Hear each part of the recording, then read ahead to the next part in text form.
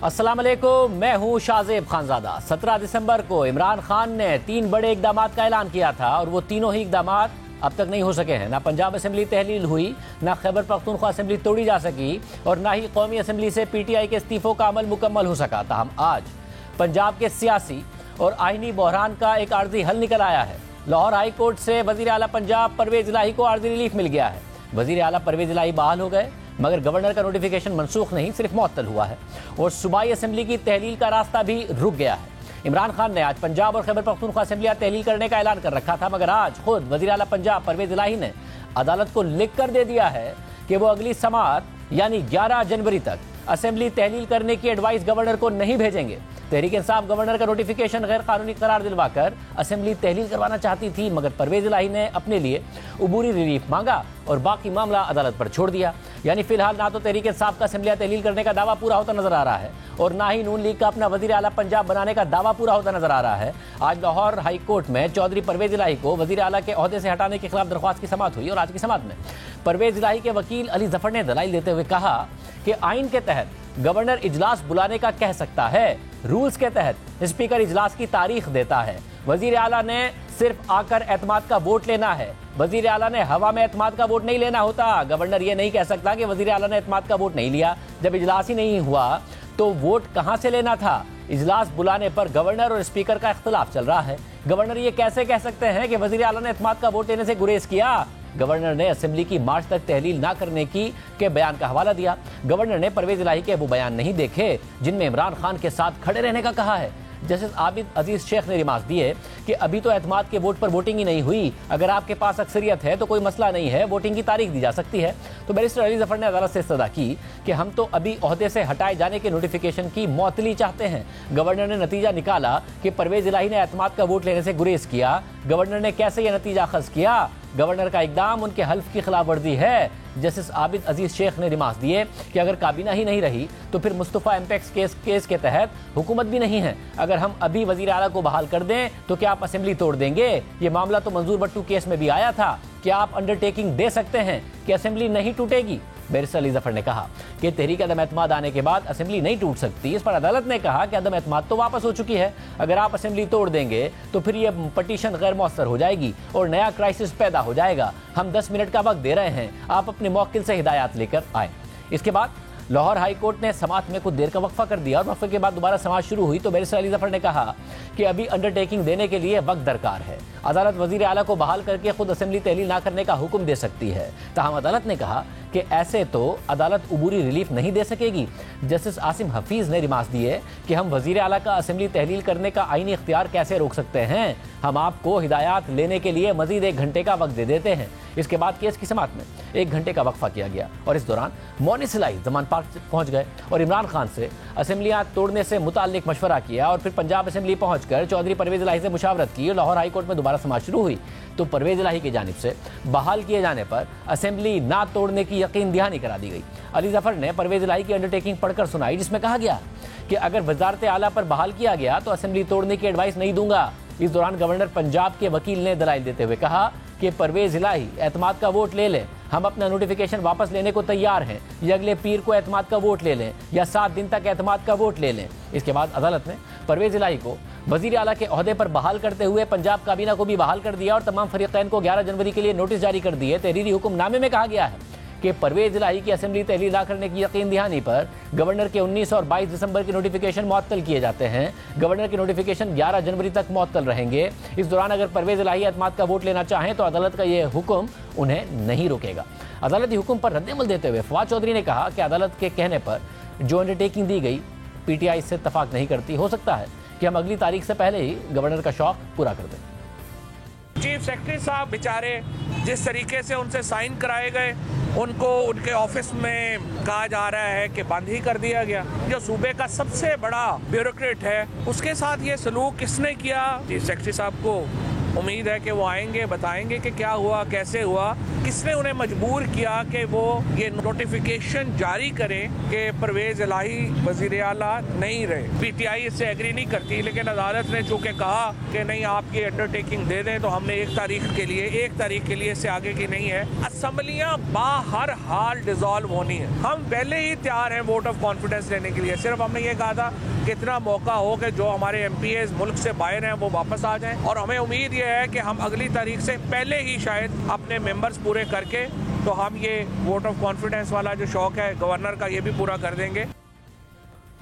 वज़ीर आला पंजाब परवेज इलाही ने फैसले के बाद ट्विटर पर लिखा कि पंजाब के अवाम को मुबारक हो कि आज अदालत ने गवर्नर की आइन शिकनी का रास्ता रोक दिया। रात के अंधेरे में मुंतखब हुकूमत पर शब खून मारने की कोशिश नाकाम हो गई है।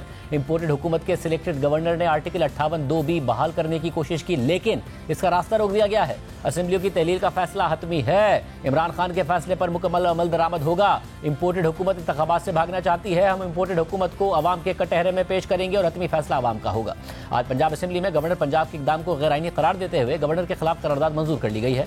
पंजाब असेंबली के इजलास में 264 अरकान असेंबली मौजूद थे। ऐवान में पीटीआई और काफली के 149 अरकान असेंबली थे, जबकि नून लीग और इत्तेहादी जमातों के 115 अरकान मौजूद थे। इसके अलावा आज चौधरी परवेज इलाही की ज़ेर सदारत तहरीक इंसाफ और काफली की पार्लिमानी पार्टी का मुश्तरका इजलास भी हुआ, जिसमें ज़राए के मुताबिक 174 अरकान शरीक हुए, जिनमें तहरीक इंसाफ के 164 और काफली के 10 अरकान थे। कानूनी जंग के साथ साथ सियासी मुलाकातें भी जारी हैं। आज वज़ीर आज़म शहबाज शरीफ ने एक बार फिर लाहौर में चौधरी शुजात हुसैन की रिहाइशगाह जाकर उनसे मुलाकात की है। सारी सूरत पर बात करेंगे।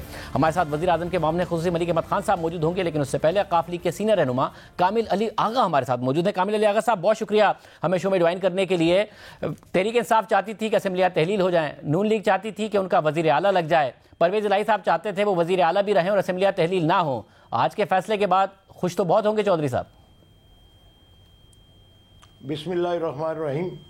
देखें, बात यह है, बात असूली मौक़िफ़ की है। असूली तौर पे ये बात बिल्कुल गलत थी कि 2 इजलास जारी हैं। एक इजलास गवर्नर ने पहले बुलाया जिसके अंदर हमजा शरीफ को मुंतखब कराया, आज तक उसको प्रोरोग नहीं किया। वो इजलास जारी है, और उसके बाद स्पीकर पंजाब असम्बली ने इजलास बुलाया और वो पिछले कई माह से चल रहा है। उनके होते हुए एक तीसरा इजलास बुलाना, और वो भी जो है वो गैर आइनी तौर पे बुलाना, असल बात जो है वो छुपाने की कोशिश की जा रही है। असल मसला तो है गवर्नर ने जो चीफ मिनिस्टर पंजाब को चौधरी परवेज इलाही साहब को डी नोटिफाई किया और उसका नोटिफिकेशन जारी किया, वो गैर आइनी है। उसके मुतल्लिक बात अदालत में भी हुई और उसके मतलब यही हमारा मौक़िफ़ था। और यही इसके लिए अदालत ने 11 तक का कामिल अली साहब टाइम दिया है, मगर अब तहरीक इंसाफ भी कह रही है कि एतमाद का वोट उससे पहले ही हो सकता है। आज भी जो इजलास हुआ उसमें आप लोगों के तो 10 अरकान मौजूद हैं, तहरीक इंसाफ के पूरे नहीं है। अब हुकूमत कॉन्फिडेंट है कि नहीं ले सकते एतमाद का वोट। आप ले लेंगे एतमाद का वोट 11 जनवरी से पहले? देखें शाहजेब, ये जो बार बार मुमताज़ भुट्टो वाला केस की बात सामने आती है, उसमें भी यही मसला था कि अदालत ने खुद कहा कि अगर एतमाद का वोट लेना हो तो उस सूरत में कम से कम 10 दिन का टाइम दिया जाना चाहिए, ताकि लोगों को फैसिलिटेट किया जा सके कि वो जहाँ कहीं भी हों वो असम्बली में पहुँच सकें और अपनी राय का इजहार कर सकें। तो ये जो टाइम मिला है इसके अंदर इंशाअल्लाह बंदे पूरे हो जाएंगे। कुछ लोग बैरून मुल्क हैं और हमेशा होते हैं, कोई उम्रे पे जाता है, कोई किसी की मजबूरी होती है, किसी की कोई दोस्त, यानी जो आप मजदूर भट्टू केस का हवाला दे रहे हैं और हुकूमत भी कह रही है कि मुमकिन तौर पर अदालत एतमाद का वोट लेने का कहेगी, आप कह रहे हैं 11 जनवरी से पहले एतमाद का वोट ले लिया जाएगा, 11 जनवरी की नौबत नहीं आएगी? जी बिल्कुल, इंशाल्लाह पूरी कोशिश होगी कि उससे पहले ले लिया जाए। और उसके बाद क्योंकि अदालत को अंडरटेकिंग अगली समात तक की है, उसके बाद असेंबलियां तहलील भी कर देंगे। ये तो चौधरी परवेज इलाही साहब ने आज भी अपनी ट्वीट में कह दिया है कि हम जो है वो असम्बलियाँ तोड़ने में 1 मिनट भी नहीं लगाएंगे। इमरान खान की हदायत के मुताबिक असम्बलियाँ तोड़ दी जाएंगी। तो जब एतमाद का वोट हो जाएगा तो उसके बाद तो कोई, मेरे ख्याल में कोई वजह नहीं है कि हम अपने अलाई और अपनी जो इत्तेहादी जमात है उसके सरबराह की हदायत को फॉलो ना करें। परवेज लाई साहब मुसलसल ये कह रहे हैं कि जो इमरान खान कहेंगे मैं वही करूंगा, मगर वो ये भी कह चुके हैं कि मार्च तक कम से कम ऐसे ही चलेगा। तो एक है कि उनका ये कहना कि वो जो इमरान खान कहेंगे मैं वही करूंगा, दूसरा प्रैक्टिकली आपको लग रहा है कि असेंबलियां तहलील होंगी, अब आपको लग रहा है कि मामला चलेगा ऐसे ही, ये नहीं होंगी असेंबलियां तहलील? देखें, जो अल्लाह के हाथ में है वो तो ना आप बदल सकते हैं ना मैं बदल सकता हूं, लेकिन जब दोनों जमातों की नीयतें साफ हैं तो मेरे ख्याल में ये कोई कंट्रावर्सी नहीं है, हमारे दरमियान में कोई कंट्रावर्सी नहीं है। लेकिन हमारी ख्वाहिश ज़रूर थी, चौधरी परवेज़ इलाही की भी ख्वाहिश थी और मेंबरान असम्बली की भी ख्वाहिश थी। बेशुमार लोग जो थे इस बात पे कायल करने की कोशिश करते थे कि मार्च तक कम से कम असम्बलियाँ जो है ना तोड़ी जाएँ, क्योंकि उनके डेवलपमेंट के पिछले 4 साल तो सूबे में अपना जो हमारे अवामी नुमाइंदे हैं, मेंबरान असम्बली हैं, उनको फंड्स ही नहीं मिले और उनके डेवलपमेंट जो प्रोग्राम है उनका ऑन ग्राउंड कोई उसके ऊपर अमल दरामद नहीं हुआ। तो अब चूँकि अमल दरामद शुरू हुआ है और वैसे भी सूबे के अंदर बहुत सारी स्कीमें चौधरी परवेज़ इलाही साहब ने अपने वीएन के मुताबिक हमेशा की तरह नहीं वजह कर दी हैं, तो उनके नतायज देखने भी जरूरी थे और अगर वो हो जाता तो मेरे ख्याल में अच्छी बात थी। लेकिन मुझे अगर उसमें इख्तलाफ कोई नहीं है। एक और बात बताइएगा कि ये चीफ सेक्रेटरी का क्या मामला है? तहरीक इंसाफ इल्जाम लगा रही है, नामालूम अफराद का भी कह रहे हैं कि चीफ सेक्रेटरी को कोई कमरे में बंद किया, उनसे साइन नहीं करना चाह रहे थे, साइन कराए गए अपने वजीर आला को डीनोटिफाई करने के लिए। क्या वजीर आला का क्या मौक़िफ़ है इस हवाले से? चीफ सेक्रेटरी साहब की जो शाम तक कल रात तक जो राय थी वो यही थी कि ये नोटिफिकेशन जारी नहीं हो सकता, ये गैर कानूनी होगा और गैर आईनी होगा। उसके बाद पता नहीं खुदा जानता है क्या दबाव आया है, कोई दबाव तो ज़रूर आया है। ये ज़बान आम भी है, लाहौर में हर ख़ास व आम ये बात कर रहा है कि कोई दबाव आया है जिसकी वजह से चीफ सेक्रेटरी साहब ने आनन फानन वो उसके ऊपर दस्तखत कर दिए। बहुत शुक्रिया, जारी कर दिया। बहुत शुक्रिया कामिल इलाही साहब की गुफ्तगू आपने सुनी। हमारे साथ मलिक अहमद खान साहब मौजूद हैं। मलिक अहमद खान साहब, वो कौन था जिसने चीफ सेक्रेटरी पर दबाव डाला, कहने जी ऑफिस में बंद कर दिया, पूरे सूबे का सबसे बड़ा ब्यूरोक्रेट है, उसके साथ ऐसा सलूक किया, तहरीक इंसाफ इल्ज़ाम लगा रही है, ये किससे कराया आपने ये सारा काम? जी शाहज़ साहब बहुत शुक्रिया। देखिए वो तो आईने पाकिस्तान था, वो तो गवर्नर का हुक्म था और चीफ सेक्रेटरी अगर आइन के ऊपर अमल ना करें और गवर्नर के एक आइनी हुक्म के ऊपर अमल ना करें तो क्या वो जो अभी फवाद कह रहे थे उनकी उस ख्वाहिश के मुताबिक काम करें जैसे फवाद चाहते हैं? और वैसे भी नॉर्मली फवाद तो सारा दिन में पता नहीं क्या क्या कहते हैं। अच्छा, लेकिन देखिए मसला क्या है? मसला यहाँ ये है कि गवर्नर का हुक्म था कि chief minister stands D notified. किस बात पर? कि उन्होंने एतमाद का वोट लेने के लिए कहा, जो कॉन्स्टिट्यूशन कहता है आर्टिकल 130 सब आर्टिकल 7 और जो पंजाब असेंबली के रूल्स ऑफ प्रोसीजर हैं, रूल्स 22 में उसका पूरा तरीकाकार के 130 का सब आर्टिकल 7 उसका प्रोसीजर क्या होगा और अगर उसके मुताबिक वो प्रोसीडिंग्स नहीं की जाती तो उसका कॉन्सिक्वेंस उसमें दिया हुआ है।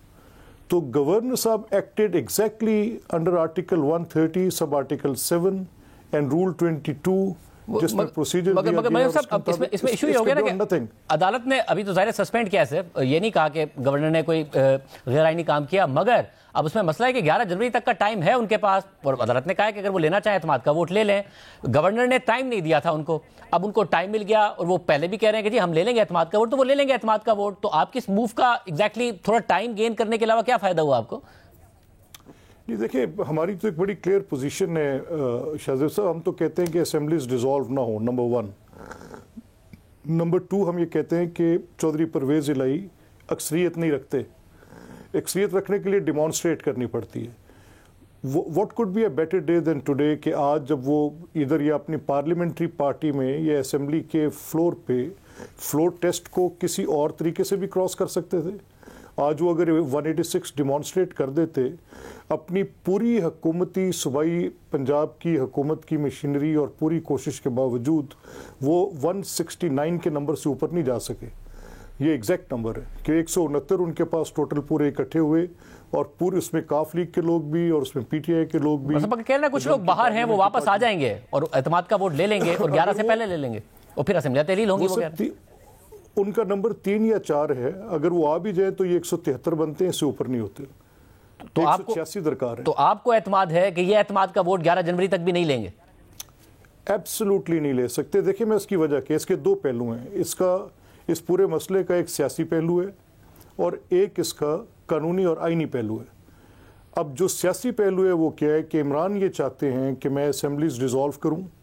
वो किस लिए ये डिसोल्यूशन मांग रहे हैं कि उनको पता है कि इस वक्त उनकी एक फॉल्स एक बिल्कुल एक एक्सेंचुएटेड साइड पे उन्होंने एक झूठा बयानिया, चाहे वो साइफर का बयानिया था, चाहे वो एब्सोल्युटली नॉट का था, चाहे वो अमेरिका के सामने तन के खड़े होने का बयानिया था, चाहे वो गैर मुल्की साजिश का बयानिया था, चाहे वो फौज के खिलाफ एक झूठा आपको पता है, मुझे पता है, इनकी अपनी क्रिएशन जो थी वो इस्टेब्लिशमेंट की सपोर्टेड परवरदा थी, इसमें कोई डाउट ही नहीं है। एवरीबडी नोज दैट, जुबान ज़द-ए-आम है, पूरे मुल्क में पता है।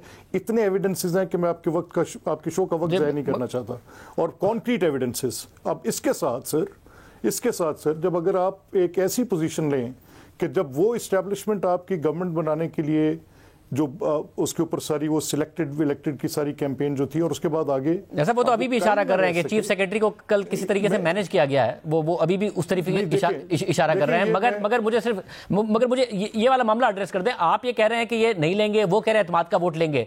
अगर ले लिया तो फिर आप लोग तैयार हैं इस बात के लिए कि फिर असेंबलियां तहलील होने जा रही हैं, या फिर आप अदम एतमाद एक दफा फिर ले आएंगे, फिर कोई 10-12 दिन गेन करने की कोशिश करेंगे और इसी में टाइम निकालने की कोशिश करेंगे?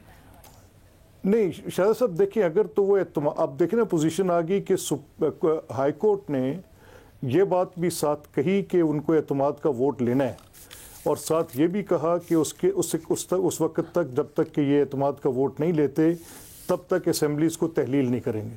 अब इस सूरत में तो पहले एतमाद का वोट, क्योंकि गवर्नर ने भी जो प्रेफरेंस कि उन्होंने पहले एतमाद के वोट का कहा, और हमारी तहरीक अदम एतमाद जो बाद में थी वो इनफ्रक्चुअस हो गई जब वो डीनोटिफाई हुए, हमने उस पर उसको विड्रॉ कर लिया। तो सीक्वेंस ऑफ थिंग्स है ना, ये जैसे जैसे कॉन्स्टिट्यूशन या कानून के अंदर मौजूद है या प्रोसीजर के अंदर मौजूद है उसके मुताबिक हम जा सकते हैं। मैं ये कहना चाह रहा हूँ, ये दबाव वाली बात जो कह रहे हैं कि किसी ने कहा, ये मैं आपको एग्जैक्टली बता सकता हूँ, बिकॉज दैट बीन इसकी मैं आपके सामने बात ये रख रहा हूँ कि ये दबाव जब इनकी मर्जी के खिलाफ फैसला है तो ये दबाव के झूठे बयानिए तरतीब देते हैं। अब जब इनकी कोई सपोर्ट ना करे तो वो सिपा सलार गद्दार भी हो जाए। अगर इनको वो एनआरओज दिलाएं, जब वो इनके सुप्रीम कोर्ट में नाअहली के केस में जिसमें सादिक और अमीन डिक्लेयर हुए थे, एनआरओ एक ही है। ये मैं आपके शो में बिल्कुल पूरे मगर कोई सिपह सालार से भी तो पूछे ना कि सिपह सालार का ये काम था, आज जो उनको सुननी पड़ रही है, ये काम जो उन्होंने किया उस पर वो शर्मिंदा हैं, उनका भी कोई एहतसाब करेगा जो कर गए सिपह सालार साहब, जिसके लिए आज इमरान खान साहब उन्हें बता रहे हैं। देखिए बात ये शाहजेब साहब के एक आदमी जो इतना मोहसिन खुश हो, एक आदमी जिसके आपका जो आप बात कह रहे हैं उसको आपका देखने का एक ज़ाविया आप दुरुस्त कह रहे हैं, लेकिन जो बात मैं आपसे कह रहा हूँ वो इमरान खान की एक पब्लिक पोजीशन है ना, वो खड़े हैं एक सियासी बयानिए पे खड़े हैं। अब सियासी बयानिया ये नहीं हो सकता कि जब आपको सूट करता हो और आप उसके ऊपर आके उसकी दूसरों को गद्दारी के फतवे बांटे, अगर कोई अपनी सियासी बात भी कर रहा हो किसी पर तनकीद करते हुए, और जब आपको सूट ना कर रहा हो तो आप उसके लिए कोई भी लिमिट क्रॉस करके चले जाएं। बहुत शुक्रिया मलिक अहमद खान साहब हमारे साथ मौजूद थे। इस पर मज़ीद बात करते हैं एक ब्रेक के बाद।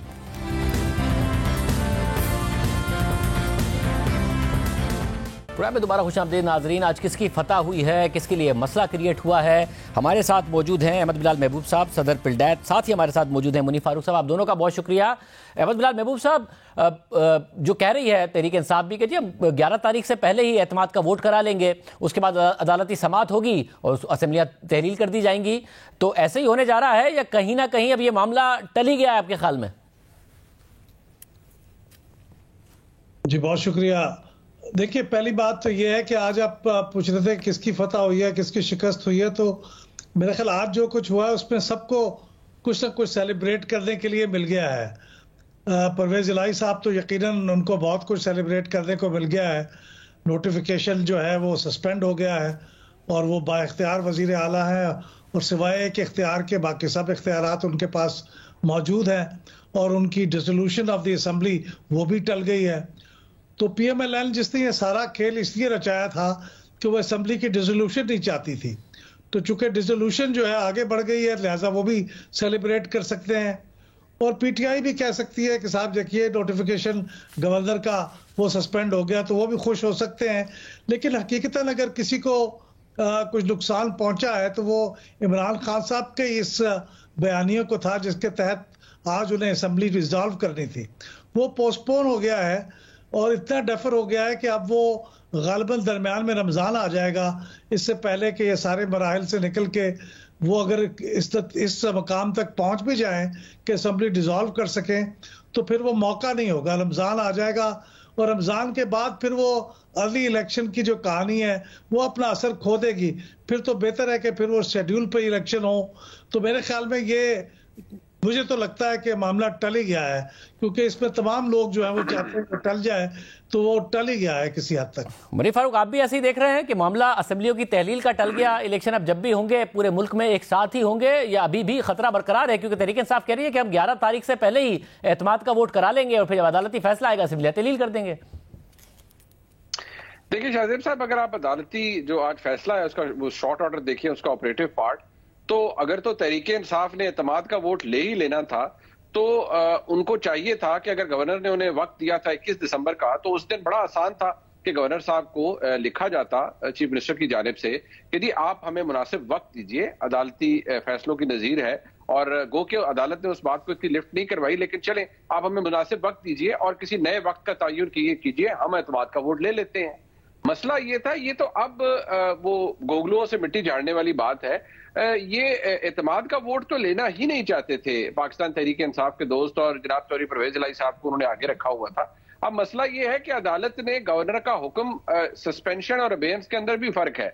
अबेयंस ये है कि उसका सिर्फ ऑपरेशन अभी तक रोका है, ना ही उसको तल्फ किया है, ना ही उसे कोई उस पर कोई उज़र लगाकर उसे सस्पेंड किया है, उसका ऑपरेशन रोका है और ये एक खास तारीख तक रोका गया है। इमरान खान साहब की जमात ने गुज़िश्ता रोज उनकी जानिब से, उनके करीबी जो रुफ़का हैं उनकी जानिब से कहा गया कि गवर्नर के पास तो इख्तियार नहीं थी, वो सेशन जो है वो चल रहा था, कैसे बुला सकते हैं, ये तो स्पीकर का फैसला है। क्या अदालत ने आज ऐसे किसी आर्गुमेंट को कोई एंटरटेनमेंट दी, कोई एंटरटेन किया? जवाब नफी में आता है, इसलिए कि वो, क्योंकि वो बात सिरे से बहुत बेतुकी थी। गवर्नर के पास इख्तियार था, गवर्नर ने एक्सरसाइज किया, हाँ वो थोड़ा डिले हो गया है, लेकिन इमरान खान साहब जरूर चाहेंगे। लेकिन जिस तरह अभी अहमद बिलाल महबूब साहब ने पॉइंट आउट किया, अब शायद मामला खटाई में पड़ गया है। बहरहाल इमरान खान साहब आज की तमाम कार्रवाई के नेट लूजर हैं। तहरीक इंसाफ का जो बयानिया है वो पिटा है, वो जो कह रहे थे कि हमने असेंबली तहलील करनी है, ऐसा तो अब कुछ नहीं होने जा रहा। और जो सोच थी कि नहीं जी स्पीकर के पास इख्तियार है, गवर्नर के पास तो है ही नहीं, वो सोच आज बहुत बुरी तरीके से पिटी है और अदालत ने वक्त दिया है अब जो अहम कॉम्प्लिकेटेड कॉन्स्टिट्यूशनल इश्यूज हैं उनकी इंटरप्रिटेशन के लिए कि वो आप 12 तारीख को आए तो हम सबको सुन। तो फिर अहमद बिलाल महबूब साहब, उस सूरत में नून लीग की तो तवक्कात आगे चली गई थी इस पूरे प्रोसेस में कि हम अपना वजीर आला पंजाब लगाने लगे हैं, तो अल्टीमेट विनर फिर परवेज इलाही साहब ही हैं, जो कह ही रहे थे कि मैं तो नहीं चाहता असेंबलियां तहलील हो, कि असेंबलियां तहलील नहीं होंगी और वही वजीर आला रहेंगे।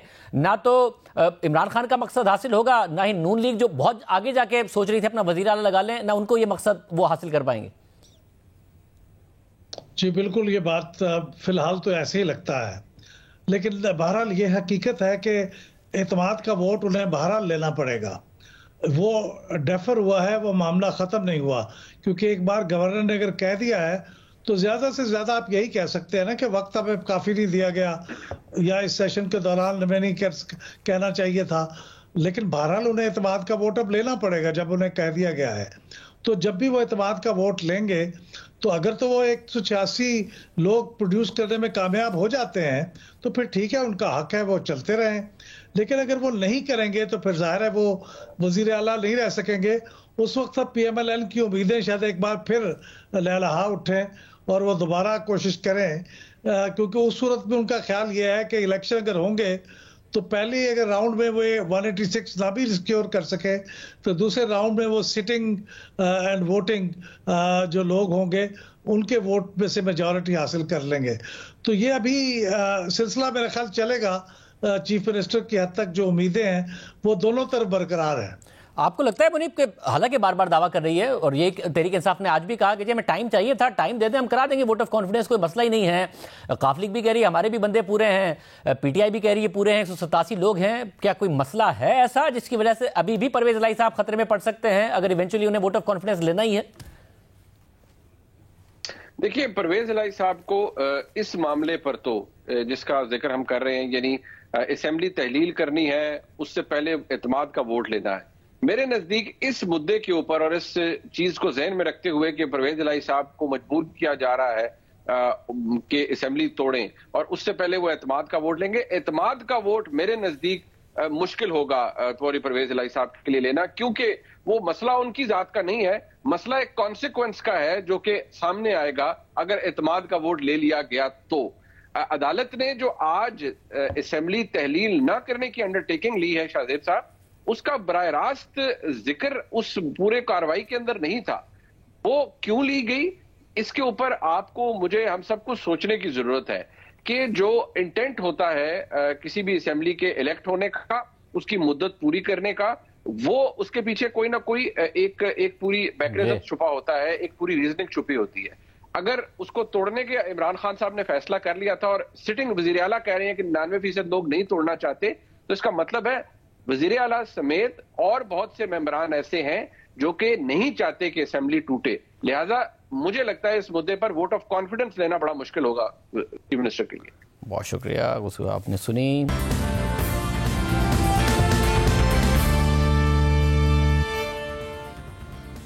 परवेज इलाही बतौर वजीर आला पंजाब बहाल हो गए हैं। जो गवर्नर का हुक्मनामा था वो मुअत्तल कर दिया गया है। 11 जनवरी तक वो असेंबलियां तहलील कर नहीं सकते हैं। अब कहा जा रहा है कि वो उससे पहले एतमाद का वोट ले लेंगे। हमारे साथ स्पीकर पंजाब असेंबली सिप्तेन खान साहब मौजूद हैं। सिप्तेन खान साहब, बहुत शुक्रिया हमें शो में ज्वाइन करने के लिए। क्या अब आपकी हिकमत अमली है, 11 जनवरी तक क्या एतमाद का वोट लेने के लिए आगे बढ़ेंगे? देखिए ना, एक तो जो आज high court, honourable high court ने डिसीजन दिया है, वो हमारे उस मौकफ की तायीद हो गई है, क्योंकि मैं पहले दिन से, मुझे एक एम्बिग्विटी थी कॉन्स्टिट्यूशन में कि जो आर्टिकल 130 है और उसकी क्लॉज 7 है, उसमें बड़ा क्लियरली लिखा हुआ है कि governor shall, governor not may, governor shall summon a session for vote of confidence. तो शैल का मतलब समन का सेशन तो यही हो गया ना कि फ्रेश सेशन। लेकिन इन बातों को छोड़ दें, ये बातें पीछे हो गई। अब आ जाए हाई कोर्ट के डिसीजन के तहत। अब उन्होंने डेट दी है 11 जनवरी और इन्होंने लिख के दिया है कि 11 जनवरी तक इंशाल्लाह हम असेंबलीज डिसॉल्व नहीं करेंगे। अब ये हमारा डिसीजन है कि हम 11 जनवरी से पहले वोट ऑफ कॉन्फिडेंस लेते हैं या 11 जनवरी के बाद लेते हैं, क्योंकि अदालत ने कुछ ऐसी बात नहीं की। उन्होंने सिर्फ एक गारंटी समझ लें, अश्योरेंस समझ लें, वो सिंपल ये थी कि आप असेंबलीज डिसॉल्व नहीं करेंगे। मगर सिप्तेन साहब, अदालत ने यह नहीं कहा कि गैर आईनी इकदाम था, गवर्नर का भी तो आर्जी तौर पर मुअत्तल किया है, 11 जनवरी तक का टाइम दिया है। तो उस दौरान अगर आप नहीं लेंगे, वोट ऑफ कॉन्फिडेंस नहीं लेंगे परवेज इलाही साहब, तो मुमकिन तौर पर अदालत का हुक्म आ सकता है कि वो वोट ऑफ कॉन्फिडेंस लें, क्योंकि नून लीग कह रही है कि वोट ऑफ कॉन्फिडेंस तो हर हाल में लेना ही पड़ेगा। देखें, अगर गवर्नर साहब का बिल्कुल strictly according to rules, according to law, according to constitution of Pakistan, तो फिर हाई कोर्ट का ये डिसीजन क्यों आया? अगर देखें, अगर वो रूल्स और लॉ और कॉन्स्टिट्यूशन को भी देख रहे थे और रूल्स एंड प्रोसीजर ऑफ जो प्रोविंशियल असेंबली है 1997 उसको भी देख रहे थे, तो फिर it shouldn't had come like this. मतलब फिर स्ट्रेट फॉरवर्ड भी आ सकता था अदालत का कि जी गवर्नर का गैर आईनी इकदाम है, वजीर आला कंटिन्यू करें, और उनसे कोई गारंटी ना ली जाती कि वो असेंबली तहलील करेंगे या नहीं करेंगे, वो उनका आईनी इख्तियार है, वो असेंबली तहलील कर देते। आज शाहजेब साहब, गवर्नर साहब का थोड़ा सा जो उनका डिसीजन है उसमें पहले फाइट ही नजर आती है। वो इस तरह कि जो गवर्नर साहब ने एलिगेशंस लगाए हैं, वो एक ये एलिगेशन था कि चौधरी शुजात और चौधरी परवेज इलाही का आपस में मिसअंडरस्टैंडिंग है, जिसकी वजह से PMLQ के जो MPs हैं वो चौधरी शुजात साहब के पास चले गए, वेयरएस चौधरी परवेज इलाही ने अपनी स्ट्रेंथ शो की है और 10 के 10 MPs they were sitting along with Chaudhry Parvez Elahi. Number 1। Number 2 ये था कि हमारे एक इखलाक कास्त्रो मेंबर हैं फ्रॉम फैसलाबाद, भाई उनकी जो मिनिस्ट्री उनको दी गई, तो चेयरमैन PTI जो थे वो बहुत अपसेट थे विद चीफ मिनिस्टर साहब।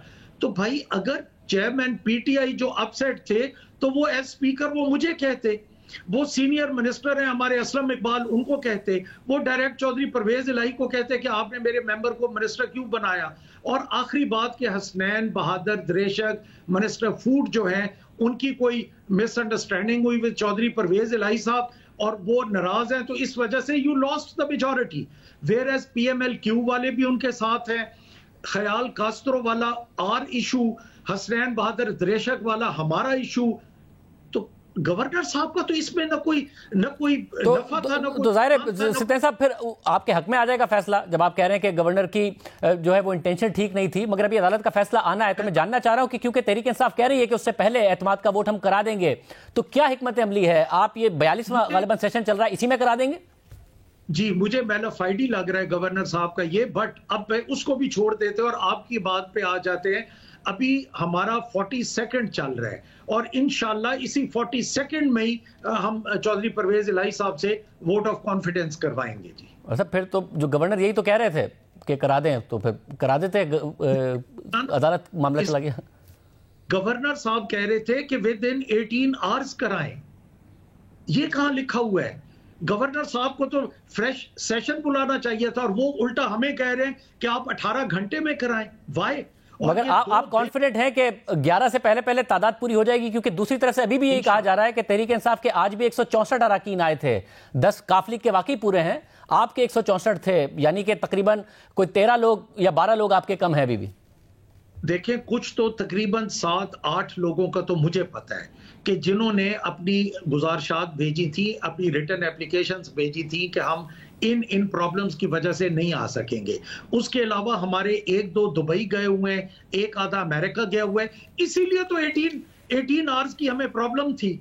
और इसके अलावा इशू क्या था कि हम इतना सफिशिएंट टाइम चाह रहे थे कि जो लोग हमारे बाहर गए हुए हैं या जो मतलब आउट ऑफ कंट्री या कोई बीमार है, दुख तकलीफ है, वो लोग भी वापस आ जाएं।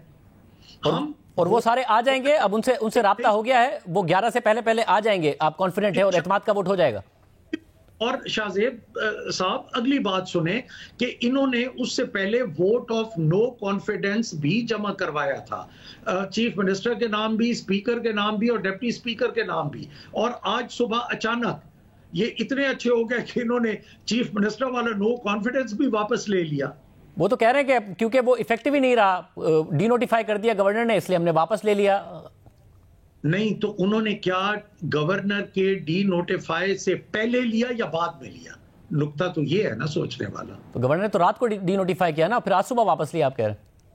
नो, जब गवर्नर ने डी नोटिफाई परवेज इलाही साहब को कर दिया, तो जब अदालत में चले गए तो ये अदालत के डिसीजन के साथ कोई थोड़ी देर पहले इन्होंने जब अदालत का रुख देखा और अदालत के जो कमेंट्स आते हैं ऑनरेबल कोर्ट के, उसके बाद इन्होंने अपना नो कॉन्फिडेंस चीफ मिनिस्टर वाला वापस ले लिया, जो कि सिंपल नोटिस था।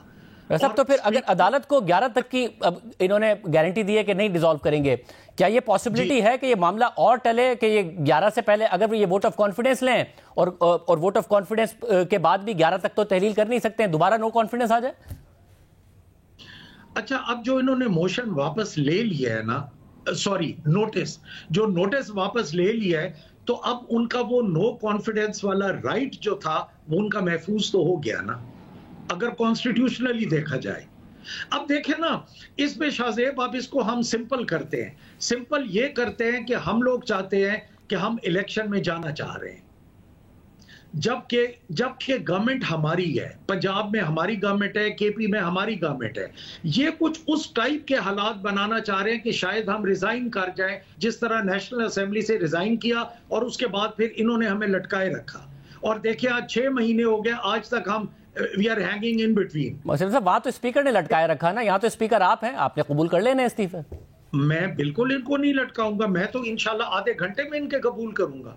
अच्छा, मुझे इस्तीफे कबूल करने की जरूरत नहीं है ना, जब असेंबलीज डिसॉल्व होंगी तो मैं इस्तीफे क्यों कबूल करूं? मैं सिद्दीकी साहब इसलिए रूल्स के हिसाब से जानना चाह रहा हूं कि बाकी डिसॉल्व करना 11 जनवरी के बाद पॉसिबल होगा या उसमें भी 2-3 हफ्ते का वक्त मिल जाएगा इन्हें, अगर ये नो कॉन्फिडेंस वापस ले आते हैं, ये मामला आगे ही जा रहा है, ये फिर रमजान से आगे निकल जाएगा और शायद मुमकिन ना रहे कि डिसॉल्व करना अगले इलेक्शन से पहले पंजाब के इलेक्शन होना।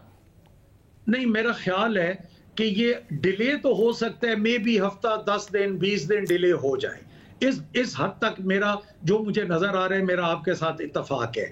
बट अगर कोई ये समझे कि इससे हम पीछे हट जाएंगे या हम रेजोल्यूशन छोड़ देंगे या हम कहेंगे कि 18 अगस्त तक इसको बढ़ा लें और 18 अगस्त को इकट्ठा होगा, तो I think that's not possible. हमारा बड़ा क्लियर व्यू पॉइंट है, हम ये असेंबलीज डिसॉल्व करना चाहते हैं, हम अवाम के पास जाना चाहते हैं, फ्रेश मैंडेट लेना चाहते हैं, इकोनॉमी बैठ गई, मुल्क के बुरे हालात हैं, चाइना टाइप हमारे दोस्त, चाइना टाइप। और जो मगर जब आप ये कहते हैं कि एक आध हफ्ता आगे हो जाएगा, तो खान साहब तो चाहते थे कि रमजान से पहले हो जाए, मार्च में ही हो जाए मामला, तो फिर ये मिड अप्रैल तक का इलेक्शन का मामला चला जाएगा।